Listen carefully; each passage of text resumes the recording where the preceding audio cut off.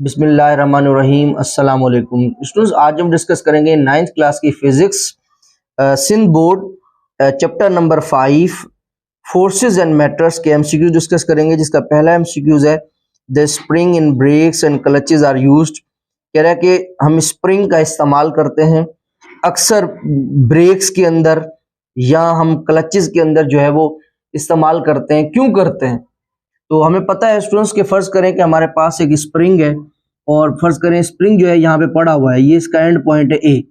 अगर फर्ज करें कि इसके ऊपर मैं फोर्स लगाता हूं, मैं इसको खींचता हूं, तो जैसे ही मैं खींचूंगा तो स्प्रिंग क्या हो जाएगा? स्ट्रेच हो जाएगा। स्प्रिंग के अंदर खिंचावट पैदा होगी, एक्सटेंशन पैदा होगी, स्प्रिंग खिंच जाएगा। फर्ज करें स्प्रिंग यहाँ बी पे आ गया, जैसे ही मैं छोड़ूंगा तो क्या होगा? स्प्रिंग वापस अपनी उसी जगह पे आ जाएगा, क्योंकि खींचने के लिए किसने फोर्स लगाई? मैंने।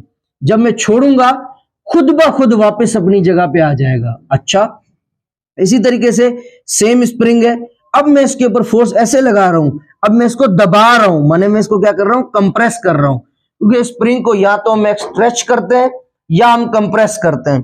तो जब मैं इसको दबाऊंगा तो स्प्रिंग बिल्कुल ऐसे हो जाएगा। ओके जी, जैसे ही छोड़ूंगा तो क्या होगा? फोर्स को हटाऊंगा तो क्या होगा? स्प्रिंग दोबारा अपनी उसी जगह पे वापस आ जाएगा। तो इससे हमें यह पता चला कि स्प्रिंग को दबाने से या कंप्रेस कर, अगर दबाने से या कंप्रेस करने से या खींचने से स्प्रिंग जो है वो दोबारा अपनी वापस उसी जगह पे आ जाता है। तो स्प्रिंग के अंदर सबसे बड़ी खासियत ये है, अक्सर आप देखें गाड़ियों के अंदर, ब्रेक्स के अंदर और क्लच के अंदर, दरवाजों के अंदर, बॉल पॉइंट जो होता है उसके अंदर स्प्रिंग यूज होता है। ऐसा क्यों होता है? क्योंकि जब हम क्लच दबाते हैं तो हम फोर्स लगाते हैं, ऐसे स्प्रिंग जो दब जाता है। जब छोड़ते हैं तो क्या होता है? खुद ब खुद वापस उसी जगह पे आ जाता है। ब्रेक को जब हम दबाते हैं ब्रेक नीचे हो जाती है, जैसे छोड़ते हैं तो ब्रेक खुद ब खुद जो है वापस आ जाती है, हमें फोर्स लगानी नहीं पड़ती।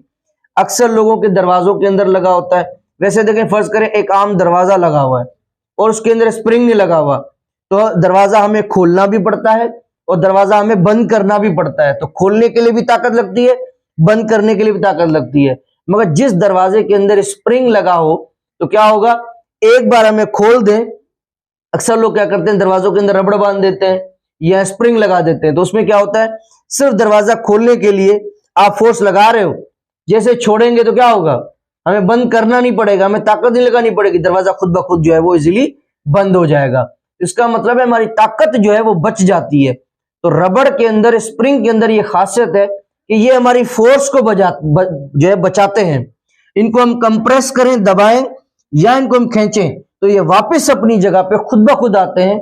इसलिए स्प्रिंग जो है हमारे लिए फायदेमंद है। तो ब्रेक और क्लच के अंदर स्प्रिंग क्यों यूज करते हैं? इसका ए ऑप्शन जो है करेक्ट होगा, to restore the original position, क्योंकि स्प्रिंग जो है वो दोबारा अपनी जगह पे खुद ब खुद आते हैं, इसलिए जो है वो स्प्रिंग हम यूज करते हैं। तो A option will be correct. Number 2 हमारे पास एमसीक्यूज है, if the material recovers the original dimension when an external force is removed, this deformation known as। अब यहाँ पे इस एमसीक्यूज में ये कह रहा है कि फर्ज करें कि हमारे पास एक स्प्रिंग है।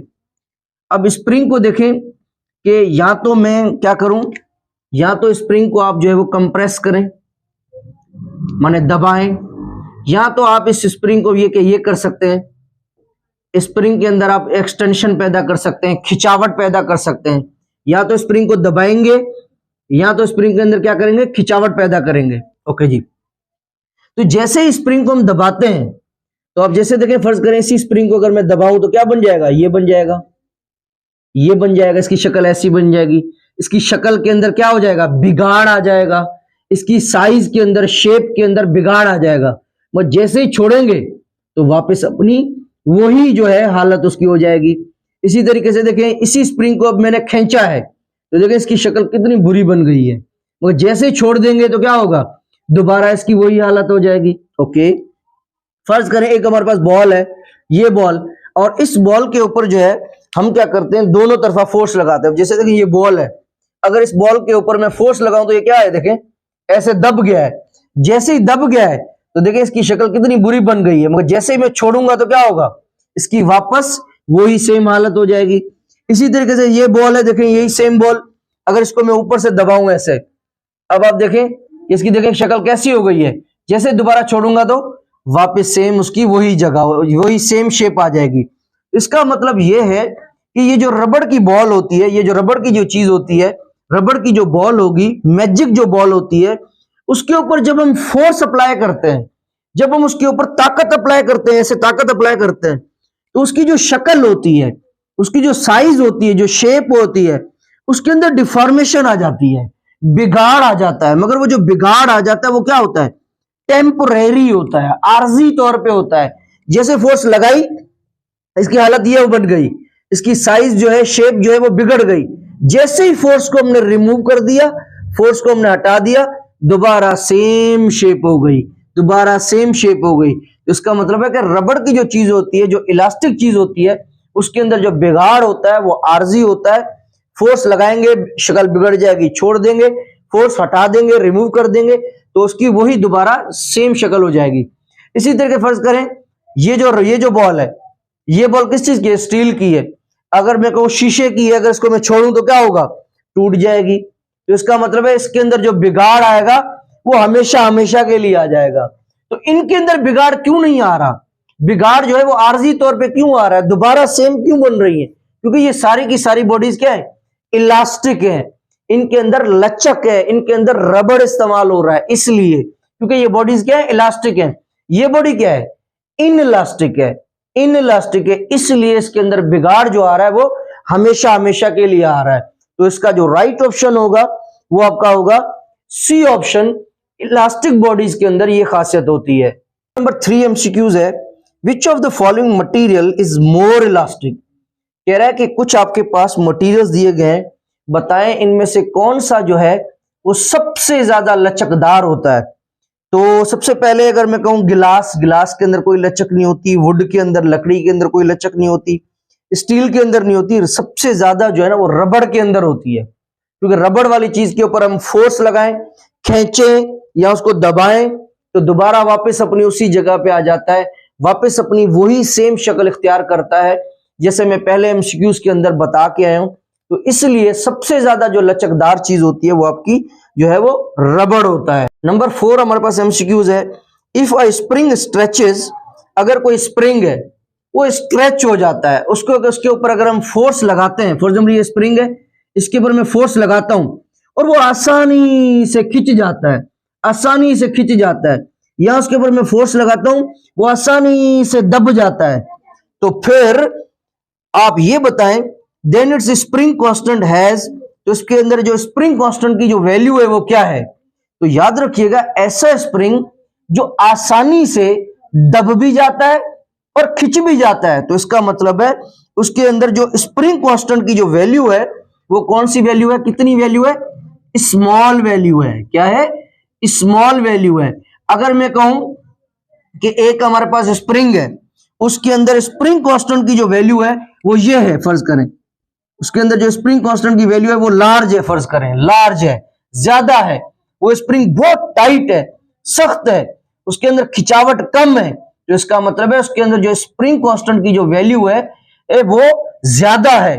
क्योंकि जब स्प्रिंग कांस्टेंट की वैल्यू ज्यादा होगी तो वो स्प्रिंग जो है उसके अंदर खिंचावट होगी मगर कम होगी। मगर वो कौन सा स्प्रिंग होगा जो इजीली खिंच जाएगा, इजीली दब जाएगा? तो वो होगा जिसके अंदर स्प्रिंग कांस्टेंट की वैल्यू के की जो वैल्यू है वो क्या होगी? कम होगी। कम होगी तो वो आसानी से जो है खिंच भी जाएगा, दब भी जाएगा। तो इसका जो राइट ऑप्शन होगा वो आपका बी होगा। अब नंबर 5 एमसीक्यूज है हमारे पास, what is the unit for the spring constant. कह रहा है स्प्रिंग कांस्टेंट के लिए यूनिट जो है वो क्या होना चाहिए? याद रखिएगा स्प्रिंग कांस्टेंट को हम के से शो करते हैं, ये भी सवाल आ सकता है। स्प्रिंग कांस्टेंट को के से शो करते हैं, उसका फार्मूला होता है K is equal to F upon X. इसका फार्मूला क्या है? K is equal to F upon X. ये एफ कौन है? ये एफ आपकी फोर्स है, ये एक्स आपकी कौन है? फोर्स है। और एक्स आपका क्या है? क्योंकि आपको पता है कि जब हम किसी स्प्रिंग के ऊपर फोर्स अप्लाई करते हैं तो स्प्रिंग क्या हो जाता है? खिंच जाता है। माने स्प्रिंग के अंदर क्या हो जाती है? खिंचावट पैदा हो जाती है, एक्सटेंशन पैदा हो जाती है। स्प्रिंग जो है वो, फॉर एग्जाम्पल ये स्प्रिंग है, अगर मैं इसको खींच रहा हूं तो ये ऐसे क्या होगा? दब जाएगा, वो जो है वैसे स्ट्रेच हो जाएगा। तो ये जो खिंचावट पैदा हुई है इसको हम शो करते हैं एक्स से, ठीक है। तो ये एफ आपका फोर्स और एक्स कौन है, एक्सटेंशन। फोर्स का हमें पता है जो यूनिट होता है वो आपका क्या होता है, न्यूटन। फोर्स का जो ऐसा यूनिट होता है वो कौन सा होता है, न्यूटन। और एक्सटेंशन, एक्सटेंशन क्योंकि स्प्रिंग, जब स्प्रिंग के अंदर खिंचावट पैदा होती है, स्प्रिंग फंस कर यहां से यहां तक पहुंचा, तो इसने क्या तय किया, डिस्प्लेसमेंट। इस डिस्प्लेसमेंट को किसमें नापते हैं, मीटर में। किसमें नापेंगे, मीटर में। तो न्यूटन पर मीटर बोलेंगे, या मीटर के ऊपर कुछ भी नहीं है, माने कौन है, 1, तो मीटर को ऊपर ले जाए, ऐसे हो जाएगा, इनवर्स आ जाएगा। क्योंकि अगर किसी चीज के ऊपर नीचे प्लस है और अगर ऊपर जाएगा तो उसकी पावर क्या हो जाएगी, चेंज हो जाएगी। माइनस होगा तो प्लस, प्लस होगा तो माइनस। तो m जब ऊपर चला गया तो उसकी पावर क्या हो गई, माइनस हो गई। तो उसका यूनिट है न्यूटन मीटर इनवर्स या फिर न्यूटन पर मीटर। तो स्प्रिंग कांस्टेंट का यूनिट होगा न्यूटन पर मीटर या न्यूटन मीटर इनवर्स, ठीक है। तो इसका जो राइट ऑप्शन होगा वो आपका सी ऑप्शन जो है वो करेक्ट होगा। क्यूज नंबर 6 है हमारे पास, the spring obeys Hooke's law. कह रहा है कि एक स्प्रिंग है, हमेशा स्प्रिंग जो है वो मानता है, किसको मानता है, हुक्स लॉ को मानता है। For the earlier extension, extension मैंने खिंचावट पैदा हो जाना। When the spring becomes damaged, और स्प्रिंग क्या हो जाता है, डैमेज्ड हो जाता है, खत्म हो जाता है, टूट जाता है। Does not appear to do, बताएं कि इसमें कहां पर ऐसा हो रहा है। एस्टिमेटेड फ्रॉम द ग्राफ, और ग्राफ में ये जो चीज मौजूद है। After additional of which weight the spring damaged, बताएं कि हम स्प्रिंग में कब ऐसा ज्यादा वेट डाल देंगे जब स्प्रिंग टूट जाएगा, वो कहां पे शो हो रहा है। तो ये वाली जो लाइन शो हो रही है, ये वाली जो लाइन है, ये किसको शो कर रही है, स्प्रिंग के स्ट्रेच होने को जाहिर कर रही है। ये स्प्रिंग के अंदर खिंचावट कितनी हो रही है, स्प्रिंग कितना खिंच रहा है। और ये जो है, ये वाली जो लाइन आपको नजर आ रही है, ये किसको जाहिर कर रही है, वेट को जाहिर कर रही है। फॉर एग्जाम्पल ये हमारे पास स्प्रिंग है और स्प्रिंग के अंदर हमने एक वजन बांध दिया है। पहले हम वजन इतना रख रहे हैं, फिर इतना वजन रख रहे हैं, फिर इतना, फिर इतना, फिर इतना।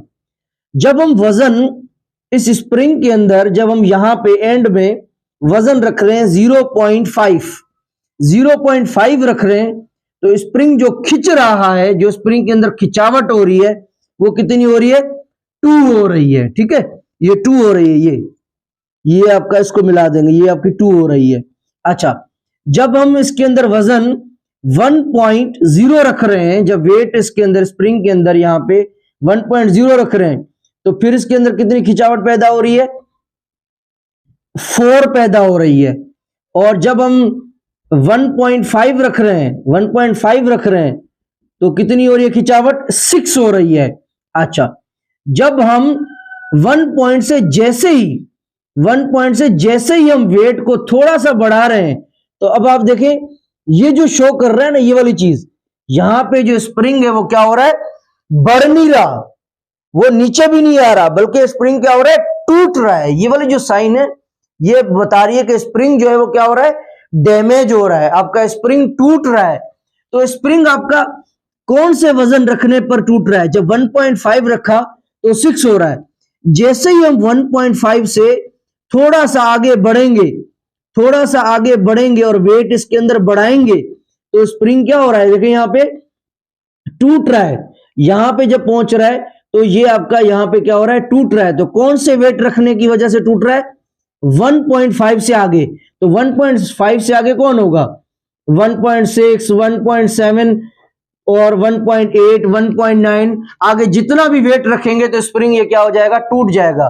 तो हमें भी इसमें यही बता रहा है, यही कह रहा है, भाई आप बताएं कि इस स्प्रिंग के अंदर कितना वेट रखेंगे तो ये स्प्रिंग जो है वो खिंचेगा नहीं बल्कि टूट जाएगा।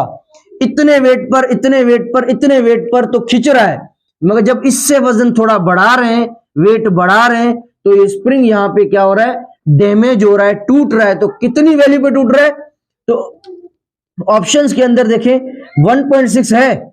अगर 1.6 है तो ये इसका जो होगा वो आपका बेस्ट ऑप्शन होगा कि 1.6 पर जो स्प्रिंग है वो आपका टूट रहा है। तो बिल्कुल सही है, 1.6 इसके अंदर मौजूद है। सी ऑप्शन जो होगा वो आपका करेक्ट होगा। 7 नंबर एमसीक्यूज है, which of the following is not a unit of pressure. बताएं कि इनमें से कौन सा यूनिट जो है वो प्रेशर का नहीं है। तो सबसे पहले याद रखिएगा, प्रेशर का इधर हम यूनिट निकाल लेते हैं। सबसे पहले प्रेशर का फार्मूला क्या होता है, फोर्स अपॉन एरिया। अब ये जो फोर्स है, ये प्रेशर, ये आपका आ गया P, फोर्स ये आपका आ गया F, और एरिया ये आपका आ गया A। हमें पता है कि जो फोर्स होती है, फोर्स का फार्मूला क्या है, फोर्स इज इक्वल टू अम्मा, force is equal to M A, अम्मा। और एरिया किसके बराबर होता है, लेंथ इंटू ब्रेड्थ। जब लंबाई और चौड़ाई को मिलाते हैं तो क्या बनती है, एराजी बनती है, एरिया बनता है।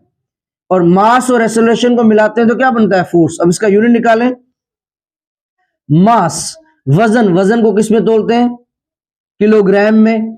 और एक्सेलरेशन, एक्सेलरेशन का यूनिट होता है मीटर पर सेकंड स्क्वायर।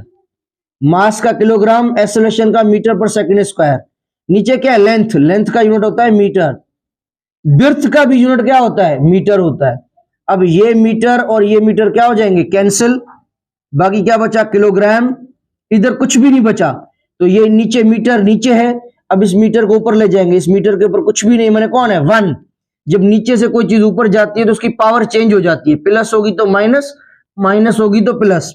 तो यहां पे m के ऊपर 1 प्लस का है, ऊपर जाएगा तो क्या बन जाएगा, मीटर इनवर्स, ठीक है। और सेकंड स्क्वायर, ये आपका सेकंड स्क्वायर सेम।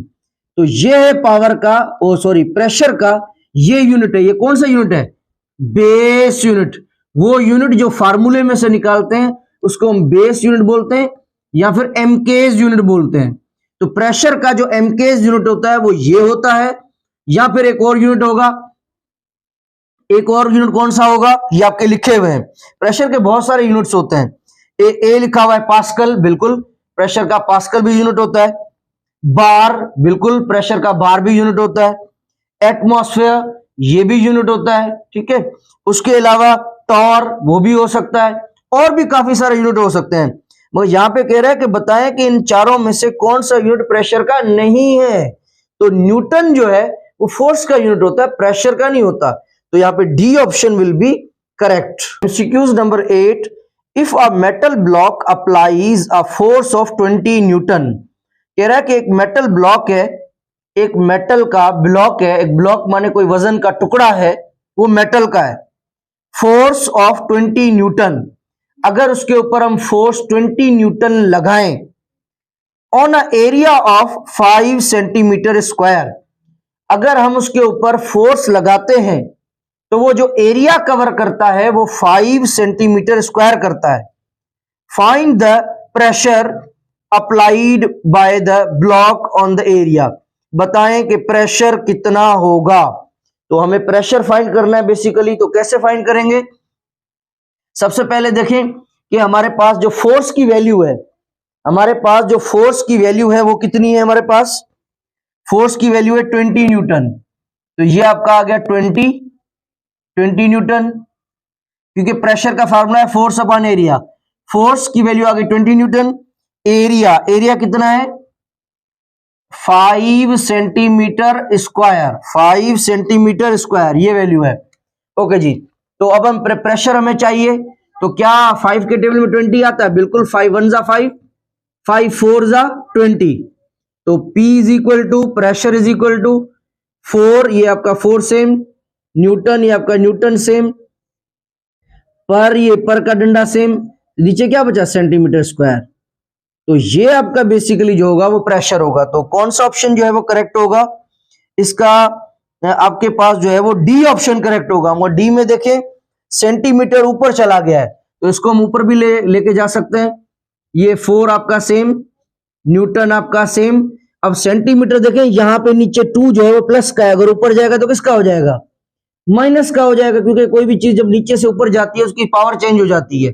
तो पावर प्लस है तो माइनस हो जाएगी, अगर माइनस की होती तो क्या हो जाती, प्लस की। तो ये आपका जो है राइट ऑप्शन है। तो D option will be correct option. अब स्टूडेंट्स चैप्टर नंबर 5 का हमारे पास जो लास्ट एमसीक्यूज है 9 नंबर, कह रहा है कि शोज अ कंटेनर। आपके पास एक सामने जो है मैंने कंटेनर बना दिया है, जैसा कैसा बड़ी मुश्किलों के साथ बनाया है। कह रहा है कि 3 स्पॉट्स, उसके अंदर 3 स्पॉट्स हैं जिसमें से पानी निकल रहा है। एक ये स्पॉट है, एक ये स्पॉट है और एक ये स्पॉट है, जिन तीनों में से पानी निकल रहा है। फिल्ड विद द वाटर, और इसके अंदर जो है वो वाटर पड़ा हुआ है, पानी पड़ा हुआ है। Okay, jets of the water pour out of the spots, और इन स्पॉट्स की मदद से जो है वो पानी बाहर आ रहा है। Why does the jet of the water from the bottom spot goes farthest out from the container? आप ये बताएं कि ये जो सबसे पहला है, देखिए नंबर 1, ये जो ऊपर है नंबर 1, फर्ज करें इसको मैं नंबर दे देता हूं नंबर 1, इसको नंबर 2 दे देता हूं और इसको नंबर 3 दे देता हूं। कह रहा है कि ये जो नंबर 3 वाला है, जो नीचे वाला है, इसमें से पानी जो है वो फास्टेस्ट क्यों निकल रहा है, तेजी से क्यों निकल रहा है, आपने ये बताना है। दोस्तों याद रखिएगा, आप देखेंगे जो 3 वाला है इसका पानी काफी दूर जा रहा है, मगर 2 का देखें थोड़ा उसके करीब जा रहा है, मगर जो 1 है वो देखें बिल्कुल कम, 2 वाला थोड़ा उससे ज्यादा, 3 वाला सबसे ज्यादा। इसका मतलब है इसके अंदर भी पानी प्रेशर से निकल रहा है, इसके अंदर भी प्रेशर से निकल रहा है, इसके अंदर भी प्रेशर से निकल रहा है, मगर इस 3 के अंदर, माने पाइप नंबर 3 के अंदर जो प्रेशर है वो ज्यादा क्यों है। तो याद रखिएगा स्टूडेंट, जितनी डेप्थ ज्यादा होगी, जितनी किसी चीज की गहराई ज्यादा होगी, तो उसके नीचे जो होगा प्रेशर ज्यादा होगा।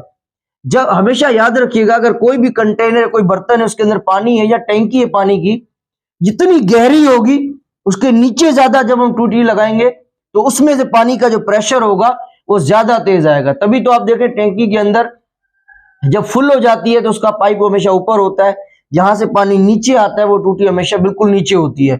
जितना ज्यादा नीचे होगी, जितनी वो टूटी गहराई में होगी, तो उसके अंदर जो प्रेशर होगा वो ज्यादा तेज होगा। तो P3 के अंदर प्रेशर इसलिए ज्यादा है क्योंकि डेप्थ ज्यादा है। तो जब भी गहराई ज्यादा होगी, गहराई ज्यादा होगी, गहराई ज्यादा, जब गहराई ज्यादा होगी तो प्रेशर भी क्या होगा, ज्यादा हो जाएगा, इंक्रीज हो जाएगा।